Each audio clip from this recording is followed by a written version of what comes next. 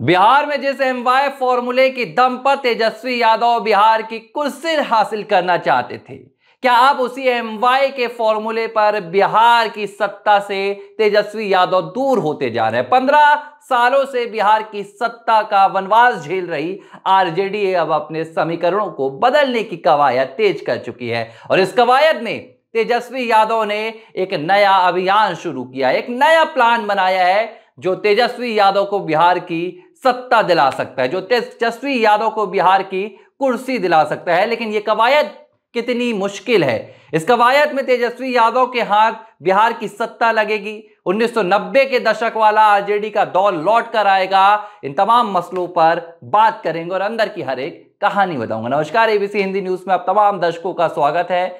मैं हूं आर मोहन तिवारी।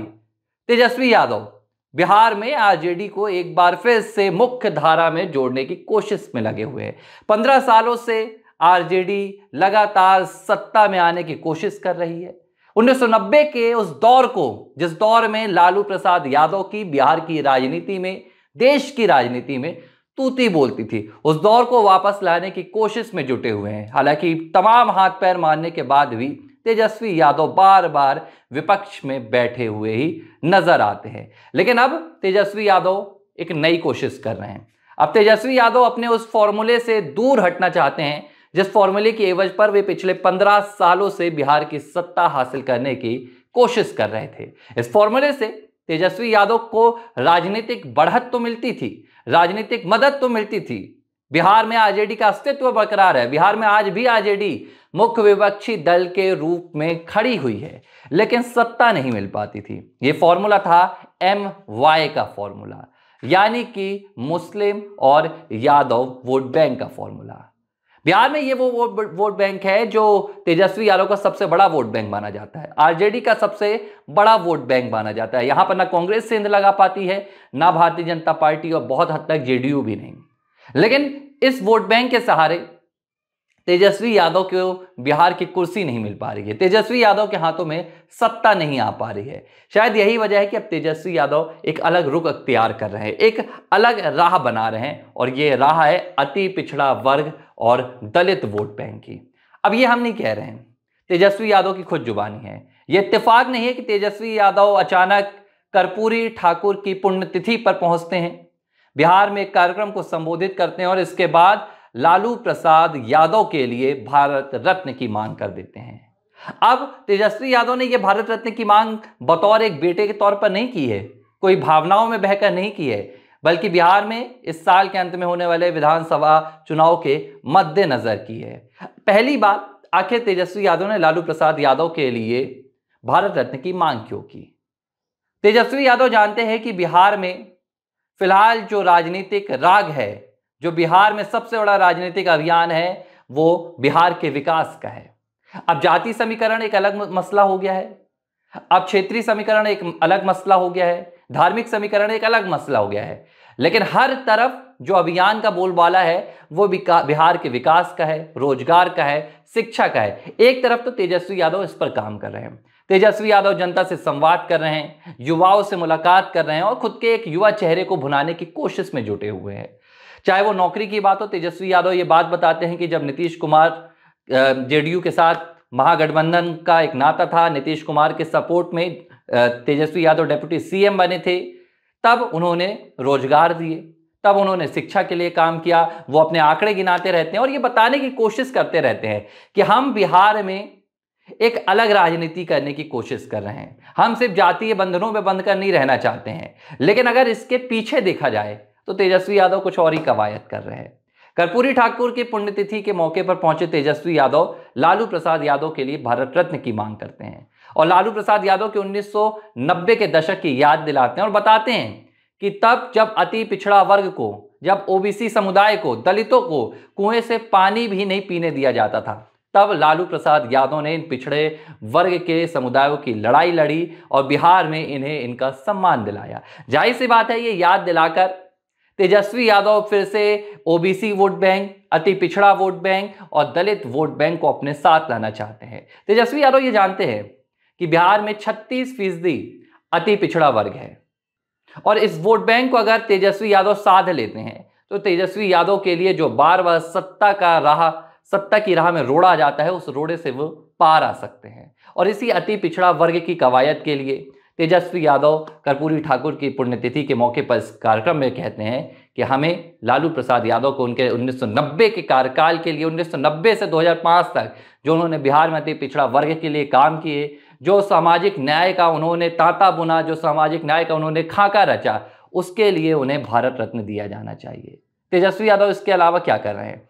तेजस्वी यादव ये कोशिश कर रहे हैं कि वो सिर्फ 2 वोट बैंक के इर्द गिर्द अपने आप को न रखें, मुस्लिम वोट बैंक और यादव वोट बैंक। तेजस्वी यादव इस बात को समझ गए कि सिर्फ इन 2 वोट बैंक के जरिए, सिर्फ एक फॉर्मूले के जरिए, MY फॉर्मूले के जरिए बिहार की सत्ता हासिल करना फिलहाल मुश्किल हो चला है, क्योंकि इस पर भी सेंधमारी है।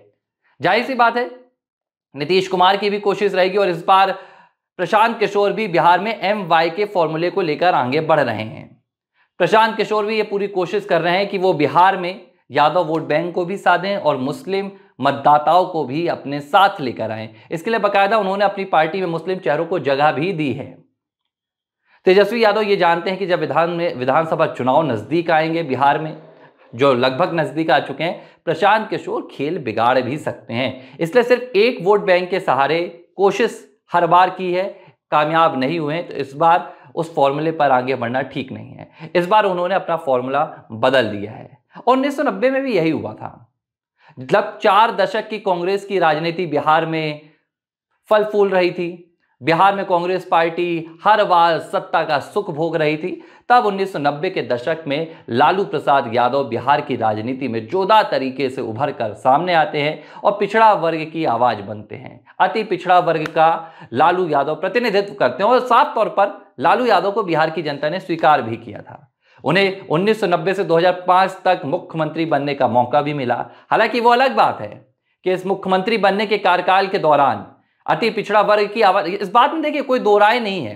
अगर आप राजनीति को समझते हैं, अगर आपने बिहार की राजनीति को करीब से देखा है, तो आप लालू प्रसाद यादव को इस बात से इनकार नहीं कर सकते कि एक वक्त में वो बिहार के पिछड़ा वर्ग की, अति पिछड़ा वर्ग की, दलितों की आवाज थे।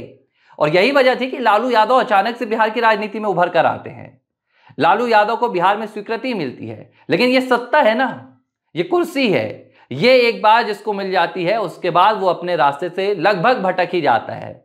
सत्ता में रहकर अपने रास्ते से नहीं भटकना एक बहुत बड़ी चुनौती होती है, जिस चुनौती पर आरजेडी खरी नहीं उतर पाई थी, जिस चुनौती पर लालू प्रसाद यादव खरे नहीं उतर पाए थे। 1990 से 2005 तक 15 साल के दौरान पिछड़ा वर्ग हो, चाहे वो अति पिछड़ा वर्ग हो या दलित हो, बिहार में किसी के लिए लालू प्रसाद यादव कारगर साबित नहीं हो पाए।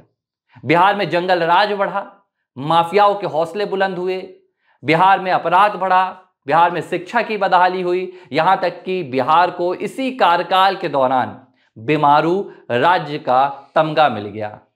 ये पटना हाईकोर्ट का एक शब्द निकल कर आया था। ये जंगल राज की जो कहानी है, ये किसी राजनेता का शब्द नहीं था।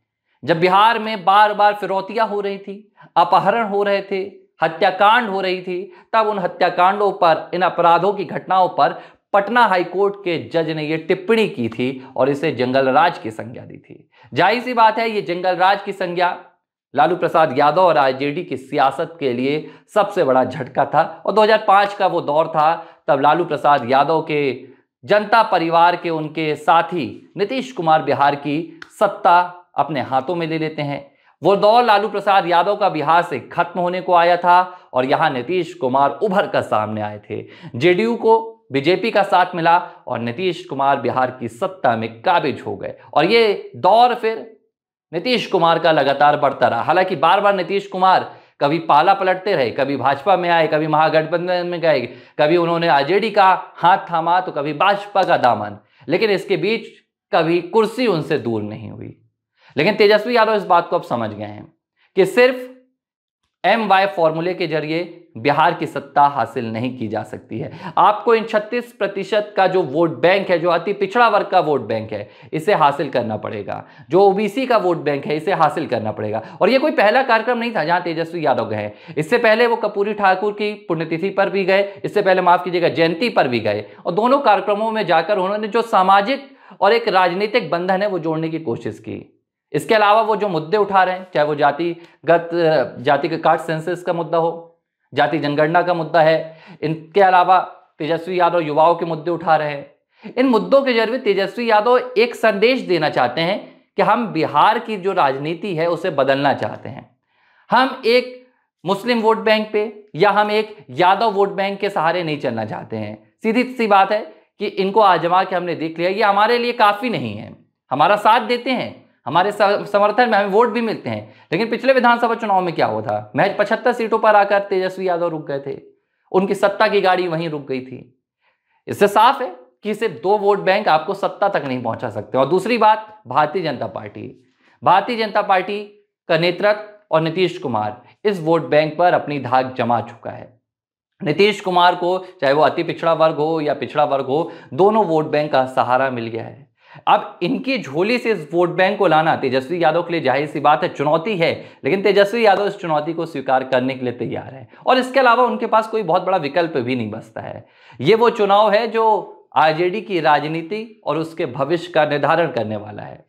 लालू प्रसाद यादव लगातार आरोपों के कटघरे में रहते हैं। तेजस्वी यादव उन कटघरों से बाहर निकलकर एक नई राजनीति करने की कोशिश करते हैं, लेकिन कहीं ना कहीं विवादों में आ जाते हैं। कहीं ना कहीं उनका जो इतिहास है वो उनका दामन नहीं छोड़ता है और यही हो रहा है। भले ही तेजस्वी यादव जातिगत समीकरण साधने की कोशिश में जुटे हैं, लेकिन बिहार में फिलहाल उनके सामने चुनौतियां कम नहीं है। बिहार विधानसभा चुनाव में सत्ता की जो राह है आरजेडी के लिए फिलहाल मुश्किल भरी है। ABC हिंदी न्यूज, आज ही जुड़िए हर खबर के साथ।